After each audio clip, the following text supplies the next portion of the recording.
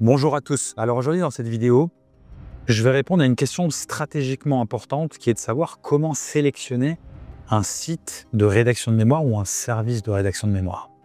Alors c'est un choix, c'est une décision qui est très stratégique pour plusieurs raisons. La première, c'est que les enjeux sont très importants. Il en va de la validation d'une année, il en va d'enjeux financiers en général assez importants puisque le temps nécessaire à la rédaction est important. Il en va d'une réputation académique, il en va de la validation d'un diplôme, de la poursuite d'une carrière. Donc les enjeux sont énormes, d'accord? Les risques sont également énormes. Plagiat, décrédibilisation au niveau de l'école, perte d'argent si vous faites appel au mauvais service, puisqu'après vous devez souscrire à un autre service. Et ça, on le voit tous les jours, parce qu'il y a beaucoup d'opportunistes sur ce marché. Donc, je vous invite à bien faire vos due diligence, à bien faire vos vérifications avant de souscrire.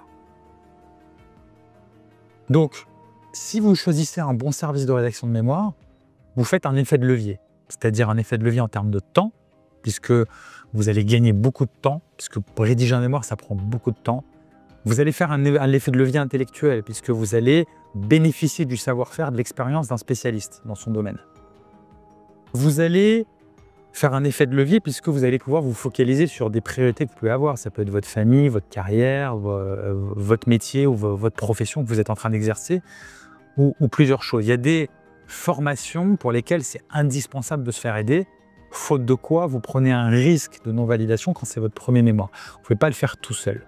Je pense par exemple au mémoire d'expertise comptable, qui est un des mémoires les plus exigeants qui soit.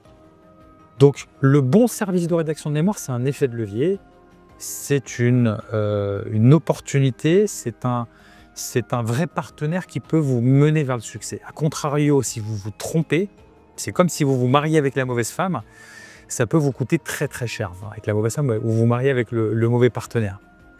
Ça peut vous coûter très très cher. Donc, les enjeux sont énormes, donc on prend son temps pour bien choisir le bon partenaire. Et là, la question qui émerge, c'est comment choisir le bon service de rédaction académique. Le premier filtre, c'est un filtre de réputation, d'ancienneté. Quelle est la réputation de ce site, du site avec lequel vous souhaitez collaborer? Est-ce qu'il y a une réputation? Puisqu'il y a beaucoup de sites qui ont été créés, qui existent depuis 2-3 ans, simplement pour générer du trafic, qui n'ont aucune crédibilité, légitimité, expérience, qui se revendiquent experts depuis des années, mais qui en réalité, quand vous vérifiez l'ancienneté du site, existe depuis 2-3 ans par exemple. Donc, vérifier ces incohérences éventuelles, déjà pour faire un premier filtre. Quelle est la réputation du site, s'il y en a une, puisqu'il y en a beaucoup qui n'en ont pas? Quelle est l'ancienneté du site, hein? Ça, c'est très important, puisque l'ancienneté rime avec expérience. Donc ça, c'est très important de ce premier filtre qui, déjà, pour moi, permet d'éliminer beaucoup d'opportunistes. Deuxième chose, c'est de jauger, de tester un petit peu votre interlocuteur. Par téléphone, voir avec qui vous échangez, est-ce qu'il connaît son sujet, est-ce qu'il connaît son métier, ou est-ce que c'est un vendeur de tapis, passez-moi l'expression. Testez cela. Quelques mails, voir un petit peu, tester le niveau de langage, voir la qualité de votre interlocuteur, qui est-ce qu'il y a derrière. On ne se lance pas dans un service de rédaction à la tête baissée sans savoir avec qui on va collaborer. Donc, testez un petit peu votre interlocuteur au niveau de la forme, au niveau du fond, au niveau des garanties, au niveau de la qualité des échanges, au niveau du relationnel que vous avez. Et je vous invite bien évidemment à comparer. Très important de comparer. Chez nous, chez Expert Mémoire, sans vouloir faire notre publicité, mais ça fait 15 ans qu'on est là, vous pouvez vérifier notre réputation, on a une excellente réputation et notre site est en ligne depuis 2010. Ça peut être vérifié notamment à travers des sites comme Whois qui vous donnent des informations sur la date de création du site internet. Et ça, c'est une information que je vérifie personnellement lorsque je choisis un site internet, quel que soit le domaine. Depuis combien de temps il existe? Est-ce qu'il est là depuis 6 mois? Quel cas, il y a une prise de risque qui est beaucoup plus importante que si je fais appel à un prestataire qui existe depuis 15 ans ou 20 ans, qui lui, en l'occurrence, en quelque sorte, a fait ses preuves à l'examen, puisqu'il est toujours là, il est toujours opérationnel, donc ça veut dire qu'il fonctionne, qu'il marche.